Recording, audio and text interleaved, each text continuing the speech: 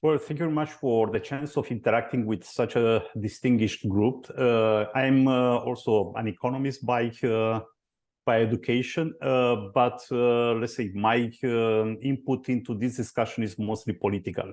And I should start from the very beginning that for the Romanian general public, Ukraine was a big mystery before the large-scale invasion of last year. So despite being a neighbor, the level of knowledge of the Romanian society regarding the Ukrainian society, regarding the business climate in Ukraine, regarding business opportunities in Ukraine was very limited. And the same was valid when it comes to the perception of the Ukrainians regarding Romania. For example, very recently, an opinion poll has compared some measurements from 2021 to 2022, and the Ukrainian society could attribute to Romania a certain feature as being representative for Romania only with a score of 7%. And I would say that 7% was Dracula, and 6% was that it's a neighbor. So the level of knowledge, the reciprocal knowledge was very, very modest. So that has some, let's say, negative consequences and has some positive consequences. The negative consequences were related to the fact that we were not having a bilateral trade close to our bilateral potential of cooperation economically. We were not having significant Romanian investments in Ukraine. We had only 30 million euros invested in Ukraine, and the same was valid for the Ukrainian investments in Romania. There were only $118 million invested in Romanian companies. But on the other hand, the positive aspect is that some of the perceptions regarding the, let's say, the handicaps of the Ukrainian economy were not something on the Romanian radar.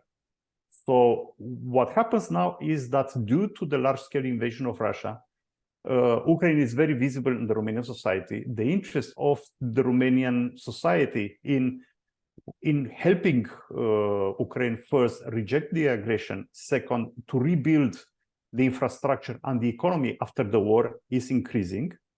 And that means that a lot of potential investors will be interested in building a relationship with Ukraine without having, let's say, a negative experience from before 2021. So I would say that the main challenge is to survive the military aggression. And the next challenges will be related to rebuilding infrastructure, to redesigning the economy of Ukraine, and to face the major challenge of bringing back the Ukrainian citizens that had fled the country during the war, because there is a huge difference between having an economy with 18 million persons on the labor market or an economy with 11 million persons on the labor market. That difference is huge and will have major impact on the let's say economic perspective of the countries.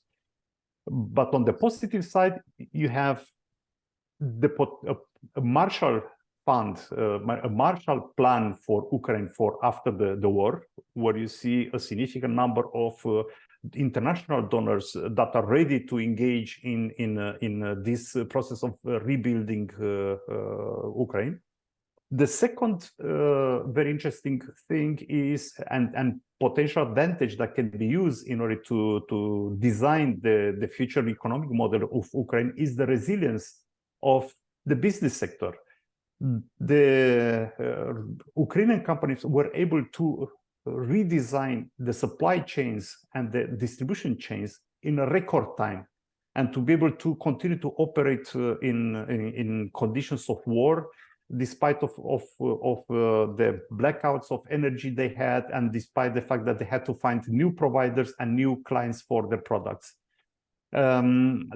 Another advantage for the future is the process of getting closer to the European Union. So if the negotiations will start, in addition to the implementation of the association agreement that we already saw that it has positive impact on the business climate in Ukraine, to start negotiations, concrete negotiations on EU accession will increase the momentum of transformations in the legal framework of Ukraine, and it will improve the climate, the business climate, which will encourage a significant number of investors that were reluctant previously to engage into cooperation with Ukraine and to invest in Ukraine.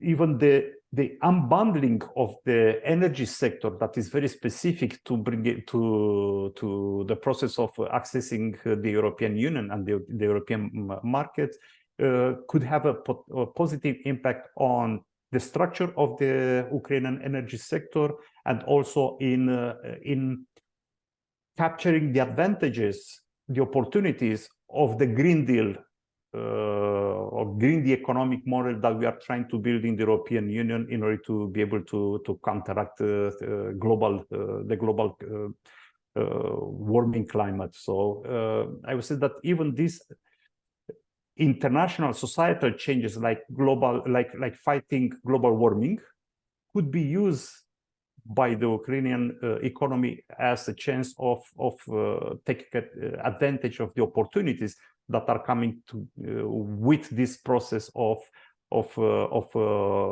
restructuring, rethinking our energy footprint in our industries, in our to build back better green. This is what you mean, yeah? Absolutely.